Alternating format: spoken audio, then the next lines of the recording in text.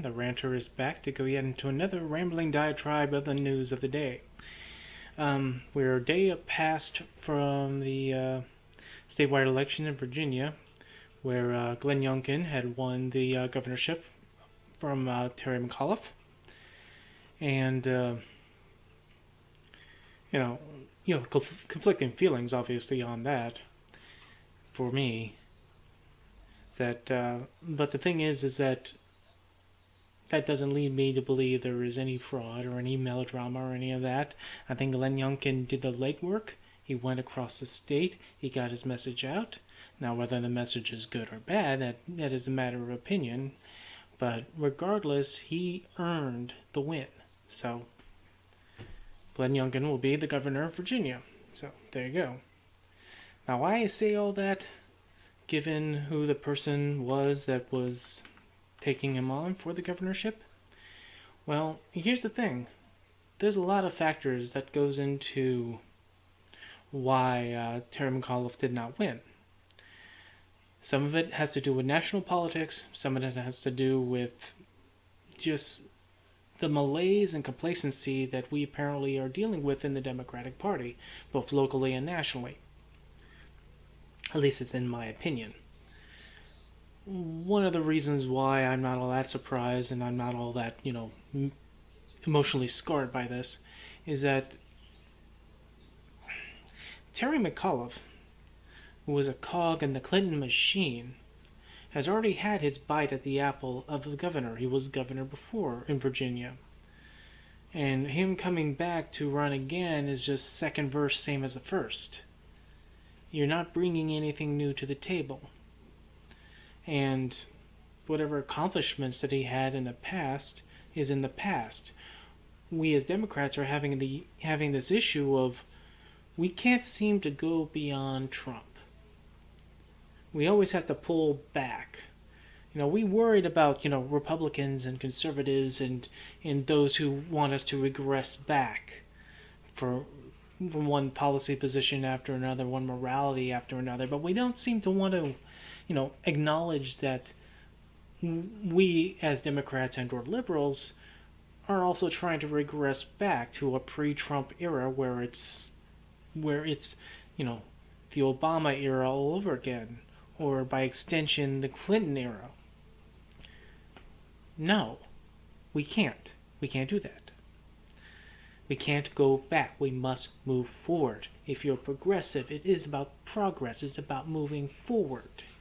And we have to think about this new world we are in that is post-Trump. And make sure it is post-Trump, or else if we continue being complacent and not learn our lessons, that it won't be post-Trump. It will be current Trump by 2024.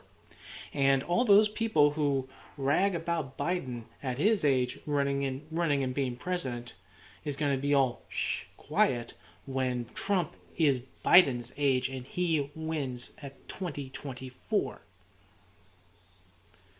And people who supported Biden and defended Biden, if they get on Trump's case for his age, that will be hypocritical. Even though I know the knee-jerk reaction of wanting to, well, they talk shit about us, we need to talk shit about them, it's only fair. No. At some point, you want to be better. Don't you? You want to show that you want to be the adult in the room. Because they certainly don't want to be the adult in the room. They're reveling in not being the adult in the room. I think it's a requirement that we have to get a little bit more harder in this. And we have to live in the reality that not every issue has to revolve around Trump. And this is me saying that who reveled in 40 plus videos in trashing Trump because he deserved it. But now he's no longer president. He should no longer be relevant. You give him oxygen, then he thrives. Republicans give him oxygen. Well, Democrats are giving him oxygen too because they are trying to still, run or push their policies or propaganda, however you want to put it, as anti-Trump. No, we have to go past that. Some of the things that Glenn Youngkin was running on that ultimately he got success for are things that should not have even been, a consideration for reasonable people. Glenn Youngkin ran, on the scare tactics of critical race theory. And then the outrage of certain books being in a school library. One of the factors that made Democrats lose is that we lost the narrative. Critical race theory is a study that is taught at college level and taught in law schools. It is not taught in public schools. Not at all.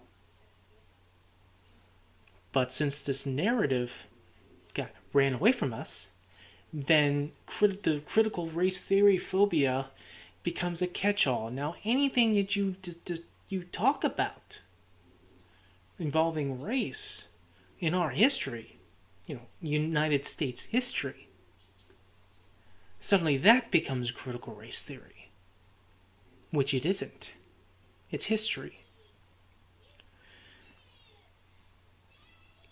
I find it amazing how people, you don't remember your own time in school and how history was taught to you? Because I sure as hell remember mine. The younger you are, the less nuanced history is. It is all broad strokes, rude words, grand, concepts, but no substance, because you obviously were not ready as a child to understand nuance yet in the history. So examples of 1492 Columbus sailed the ocean blue and Columbus discovering America. For a child, you teach that. I guess that's fine, but that's grossly inaccurate. But, you're not going to teach someone who is 8 or 9 years old, frankly, first of all, Columbus didn't discover the mainland. At least he didn't discover it first. First came the Vikings. They discovered it first. They even had little settlements on there that didn't last long, but nonetheless, we have evidence of Viking archaeology in North America. And even at the time of Columbus didn't discover the mainland first. Amerigo Vespucci did. And you might wonder, who's Amerigo Vespucci? Well, he's only the guy whose name is the name of the continent. And yet there's no Amerigo Vespucci Day, right? But we will venerate and say that Columbus discovered America via discovering the Bahamas by mistake when he thought it was the Outer Indies, who thought he was closer to China. But okay. But again, that is an example that our education at the starting level for history, it's not loaded with nuance. It not gives you the good, bad, and indifferent. They'll try to give you the basic facts and then move on. And then as you get older, unfortunately, U.S. history becomes more of an elected subject as opposed to something that gets required later on in our time in school.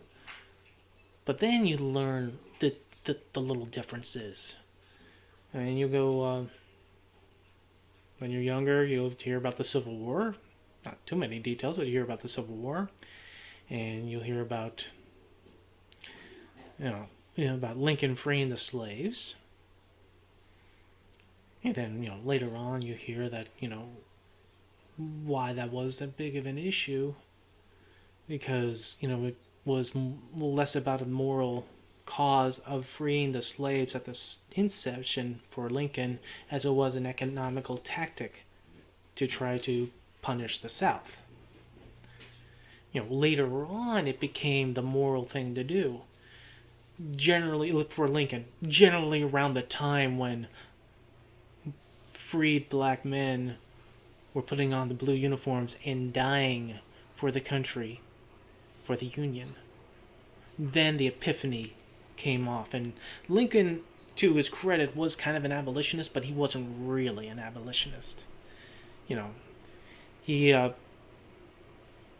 didn't want slavery to get expanded into the West, but he was a 19th century man who was also kind of bigoted in his time frame. He didn't think,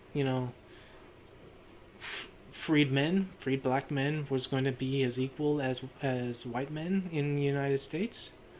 When he first thought up the Emancipation Proclamation and what he was going to do with these freed men and women from bondage, he was going to immigrate them back to Africa.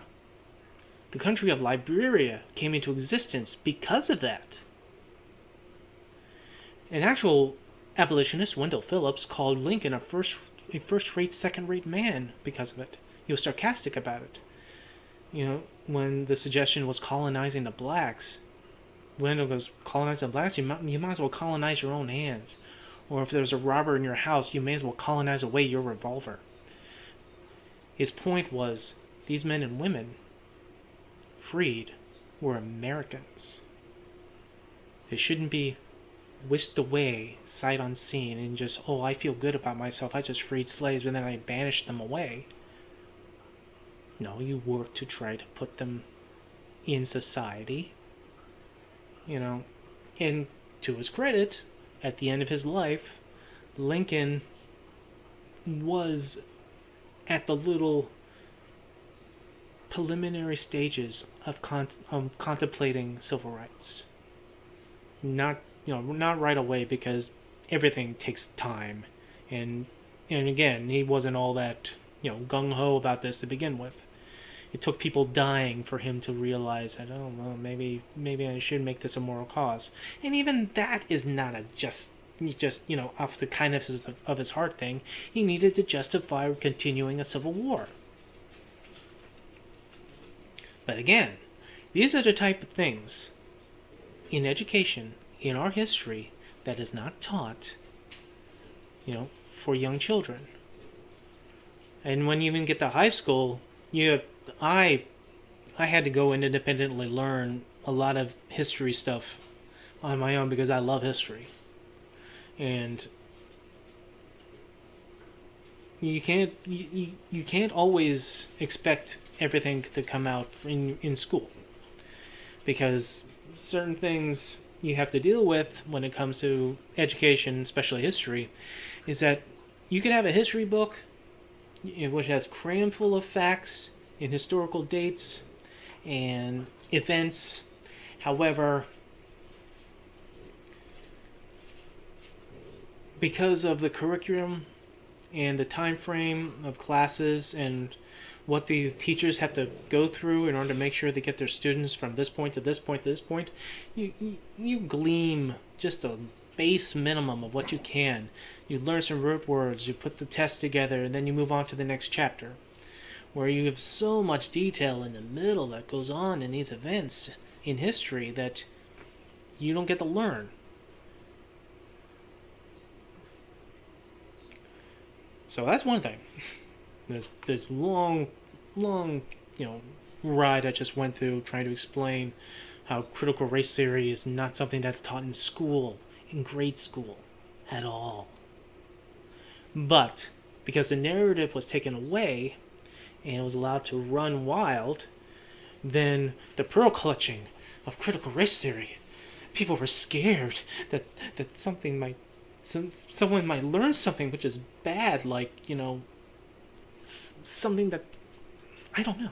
I actually don't know. Sometimes I hear, like, when the people complain about critical race theory and then they ask them, well, what do you think it is? They don't know. They don't know. So anything can be critical race theory. It's a catch-all. It's a buzzword now. When it's something that does not affect a student under the age of 20, that is not in a university or is not in a law school.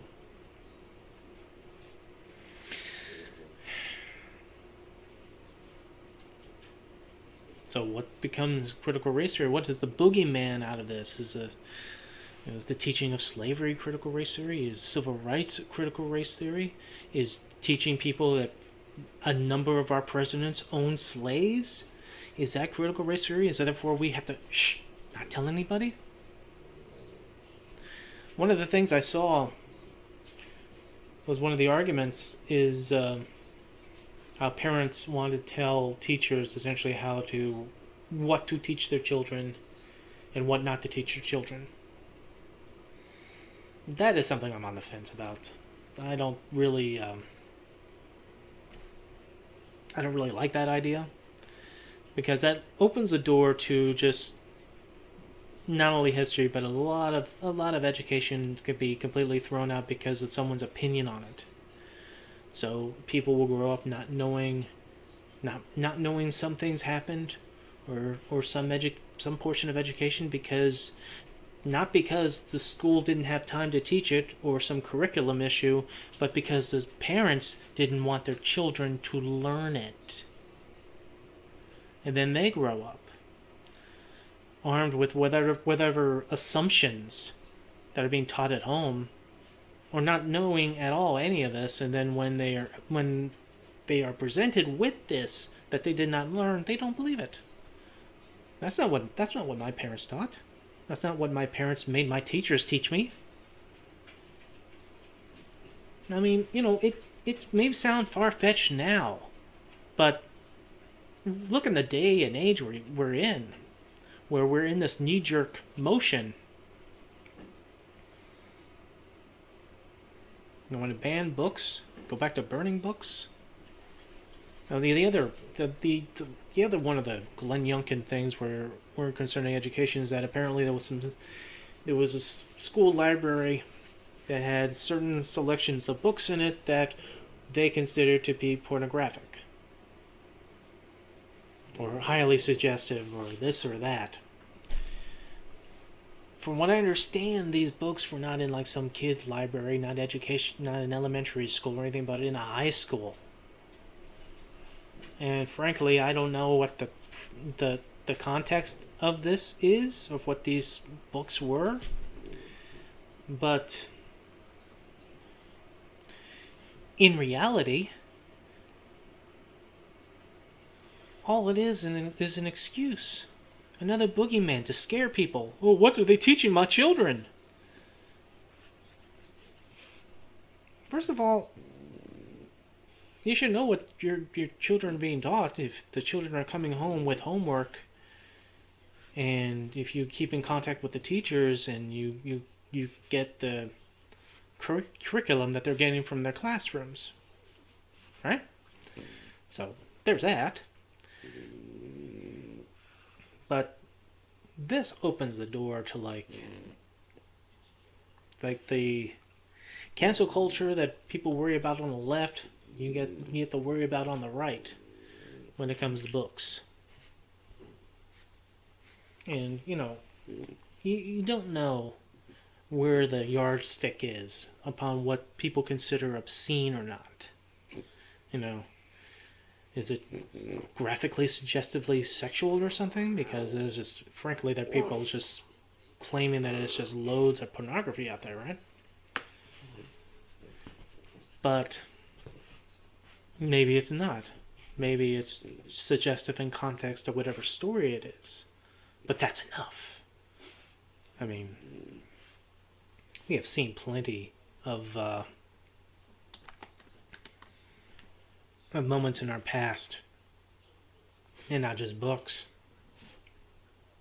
that go back to the mid to late 80s to the early 90s of trying to ban music, and that was on the Democrat side. That was Al Gore's wife. going after rap lyrics or heavy metal lyrics or Judas Priest. You know, it's funny how we have this continuous circle.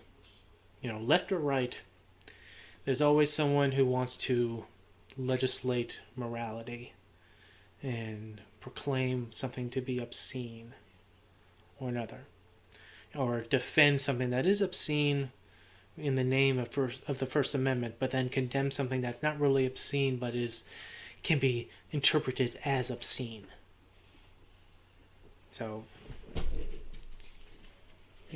pick your hypocrisy. Which is your poison? So those are the type of things that Glenn Youngkin ran on and won with. And we're going to have to see if there is any actual policy fallout that comes out from this. Because a lot of, you get a lot of worries when it comes to these type of hot button elections, where depending upon, oh, well, he's like this, and he proclaims he wants this, so he's going to push that through. Some things happen, some things don't happen. And it's all in the politics. It's all in the policy. It's all the people who are also around the governor. The same thing as a president. The president can go and proclaim he wants to do this, this, this, and this, but none of those things can happen without there being the vote in Congress, the vote in Senate, and that's when he can write it into law. There's a lot of things our current president is dealing with.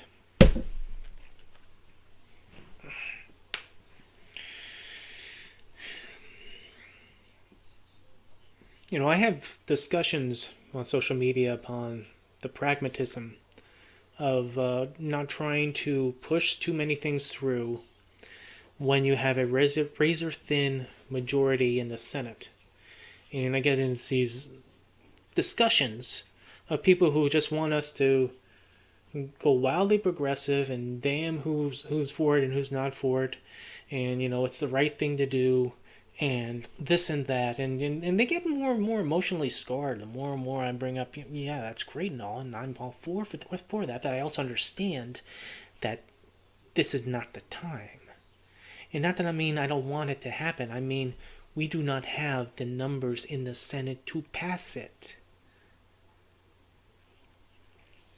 Let me give you an example. The infrastructure bill actually did pass. It passed in the Senate.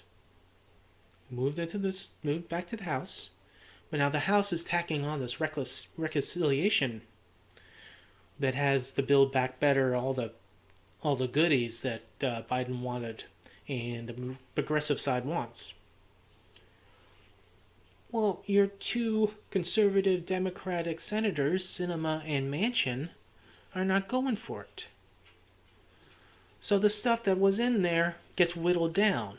But because those things are getting whittled down in the name of trying to compromise to get this thing done, the progressives, who apparently, some of these people, I'm sorry, guess do not understand the concept of math, who still wants to cause drama and, I guess score points for their voters, that's fine. But you're not understanding that the more feet to the fire that you're trying to push, the more you're trying to push this agenda through, more likely it's not going to pass. And there are consequences. One consequence is for the infrastructure bill that did pass.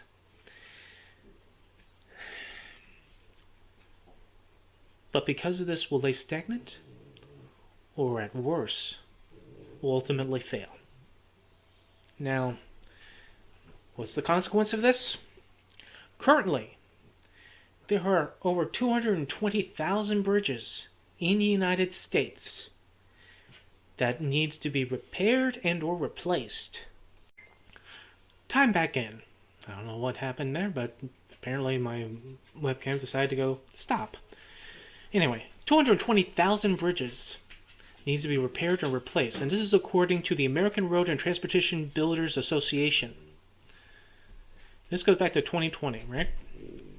Now, 220,000 bridges is 1/3 of all the bridges in the United States. Let's kind of, take that in a moment. 220,000 is 1/3 of all the bridges in the United States.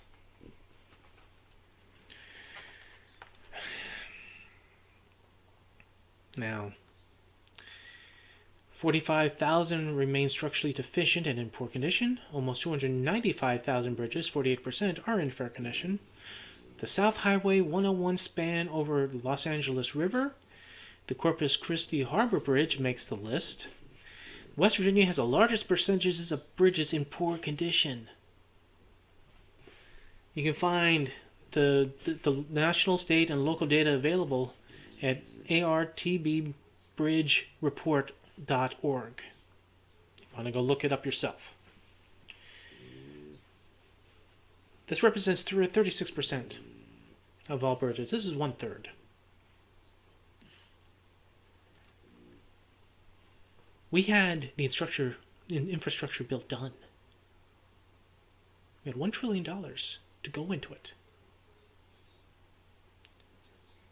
How many of these bridges needed to be repaired since 2020, as is 220,000 of them? Or how about in the last 2 years, 4 years, 6 years, 8 years, etc.? Infrastructure is, again, a buzzword, almost like critical race theory in politics, because people will go and say they support themselves some infrastructure. They want to go and fix those bridges and fill the potholes and all these other things. But then, once the bill comes out, and if someone puts a little bit too much pork in it, and there's too much of an ejection, it goes away, and then that bridge don't get fixed. That pothole don't get fixed. Roads don't get fixed.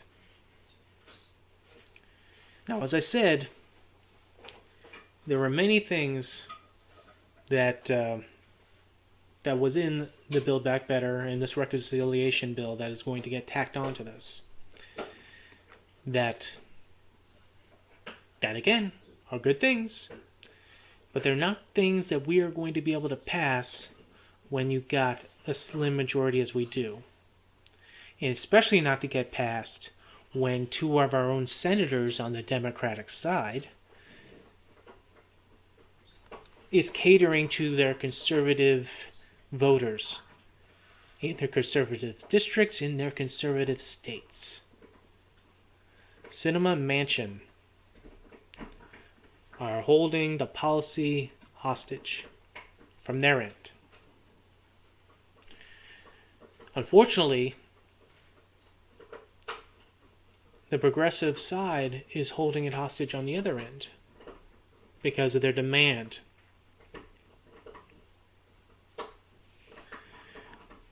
And while this is happening, President Biden's agenda does not get fulfilled, and plenty of people who already have doubts about him will perpetuate those doubts. Say how incapable of him, pushing anything through. This is the time frame that we need to compromise. And waiting for the Republicans to compromise with the Democrats is futile. Not with you giving major concessions. It is laughable to think, as a sidebar, how people actually believe in this voter fraud crap. Because if there was really any voter fraud to steal the election from Donald Trump to install President Biden as President of the United States, then that would also lead to more Democrats in the Senate winning, more Democrats in the House winning. But so many Republicans won. Even though on those same tickets, Trump didn't win. So I guess the voter fraud on the same exact ballot didn't really connect to everything else, right? So it's okay for the Republican senator or the Republican congressman. Their their elections were fine, but on the same piece of paper, the same electronic ballot, oh, that's still hinky. So the top line is hinky, but everything else is fine.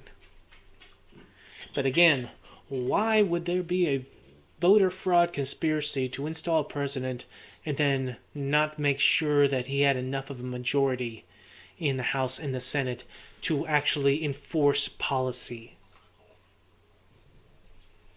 No one really wants to really, take those 10 steps across the dance floor to explain that or understand that or realize that no one would really do that in this type of thing. They would push to make sure there would be enough Democrats to beat a supermajority.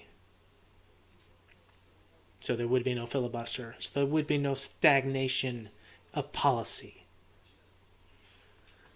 But that didn't happen.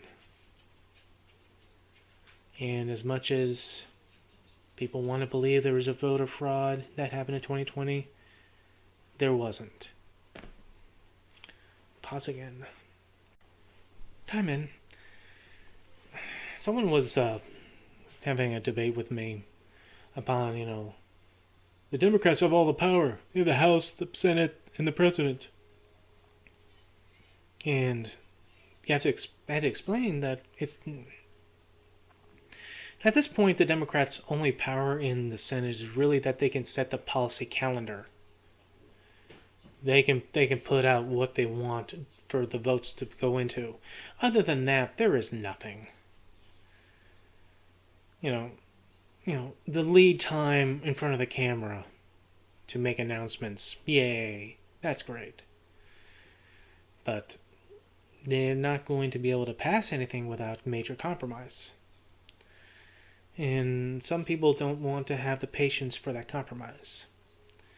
And while that is happening at a national level, that inability to progress filters down to state level, which becomes yet another factor of why Terry McAuliffe did not get the second bite at the governor's apple.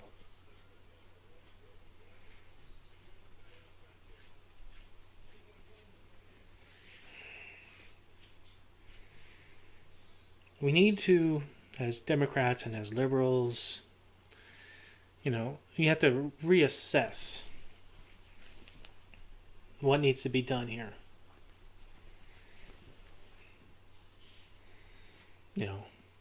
Don't do the blame game. Don't flail around like the election was stolen. It wasn't. Glenn Youngkin won it fair and square. He did the same policy scaremongering boogeymen. Critical race theory is, this year's, illegal immigrant. Or whatever boogeyman that was used back in the day.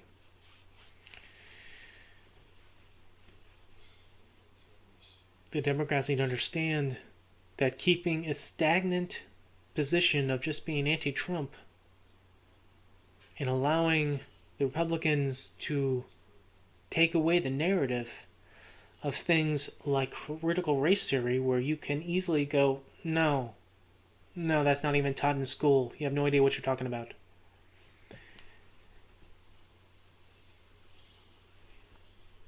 People look for things to run on. People look for things to not only believe in, but to be pissed off at.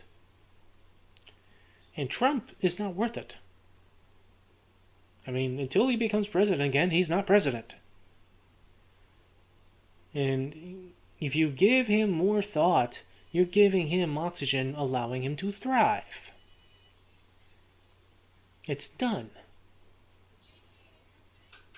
Now, it is a tradition in our politics is that the party that holds the power in the presidency and has some grip on the House and the Senate, they take a bath in the midterms, at least in the very first midterms. However, if the Democrats are not careful, and learn from this, they will take that path. It'll be waiting for them.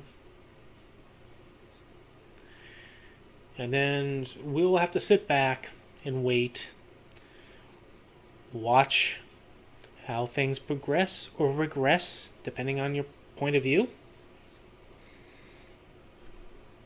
And then wait for our turn again to have the same righteous indignation and outrage, for us to boil up and en masse go out and vote again.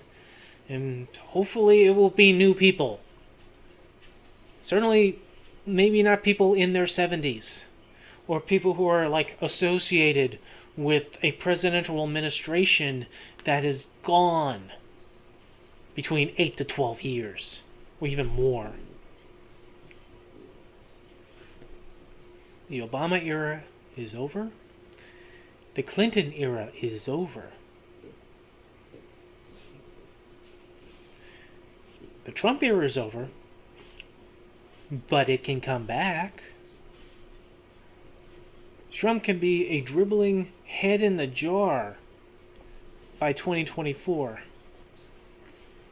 and people will still vote for him. And pretty much probably the same reason people voted for Biden. Because, one of the factors is Biden was not Trump. Well, Trump is not Biden. Now, I'm going to give Biden a little bit of leeway. Just a tad, because I have a lot of issues with Biden too. This is not a rah-rah pro-Biden person here. He was not even my third choice of going into this. I thought we needed new blood to go into the presidential level, but no, we had to go and rehash.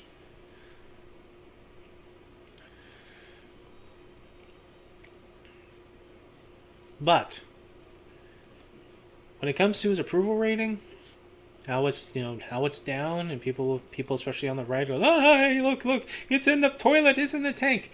Hey, folks. Yeah, his approval rating from the last I checked was 42%, with 58 disapproval. Yeah. Yes. If in his first year, Trump had to constantly work to get to 42%, and he would always crash down. Biden's floor is Trump's ceiling. Do you remember that? Biden has 2 years to, at least for the presidency, right the ship to get people's approval back to him. There's a lot of pitfalls in this for him, which could add to the opinion that it's not going to make it.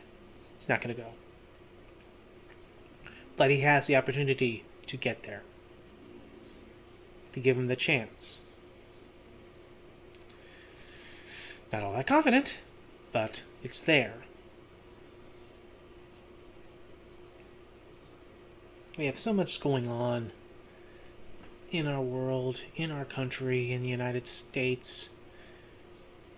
And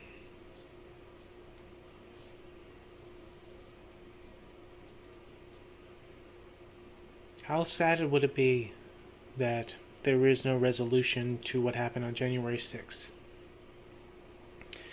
That one party is so determined to let no one be responsible on a political level, and they just want everyone to move on, that the people sooner or later will move on. Move on to a near insurrection that had killed people, that certainly assaulted people, that broke into the federal building. To move on. Where they, demonize security guards and police for standing in the way of them breaking and entering. For a guard who was doing his job in defending the Capitol that he shot Babbitt while she was breaking through the door. Canonize her for her breaking and entering, demonize him for doing his job. President Trump, former President Trump, makes a video, presentation for her family. That's great. Where is anyone mentioning Roseanne Boyland, another Trump supporter that died on January 6th, who collapsed at the stairs on January 6th and was trampled to death by other Trump supporters? Where's President Trump's video presentation on that? And condolences. Where's her being canonized as Babbitt is? Is she too inconvenient for your Russian zeal to have your 1776 moment?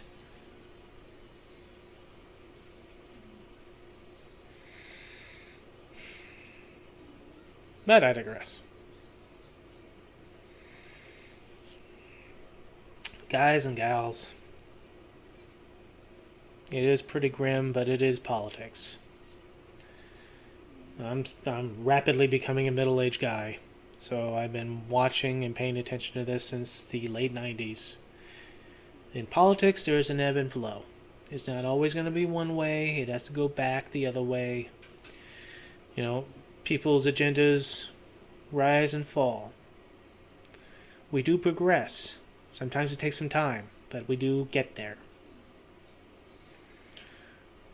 From the freeing the slaves, from the Civil War, it took 100 years just to get the civil rights being taken seriously. And if you think about it, 40, 50, 60 years later after that, people were still kind of wondering if it's, truly true or not.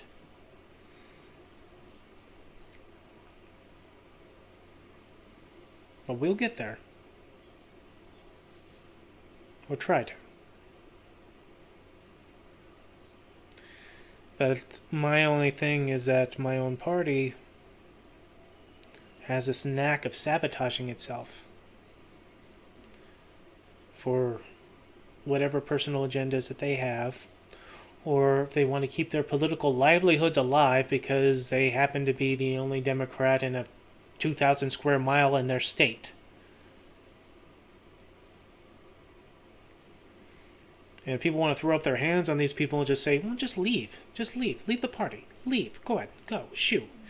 Then you just take two names off the Democratic number. Then you give the Republicans a majority, officially, as opposed to it being unofficial, and then we have to play this little tap dancing game with them. You see, it's not clean cut in politics. There's a lot of shades of gray. There's a lot of nuance that you have to go into, that you have to have these conversations with. You have to make the compromises. You don't get everything you want, but that's actually what compromise means. They get one thing, you get one thing, you give a concession, they give a concession, you both agree, and then you take the 2 steps forward. You don't get everything that you want, but you lay the groundwork that can come in the future. People want things now, before it's too late. Before you lose the advantage. Well, there is no advantage to lose. As we said, it's math.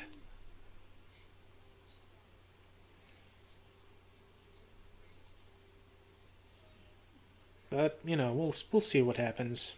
We'll see what happens in my Commonwealth of Virginia. We'll see what happens in the country. And we'll see what other things I can come up and ramble about next time. In any event, the ranter rants because the urge to rant rises. I will see you the next time something pisses me off.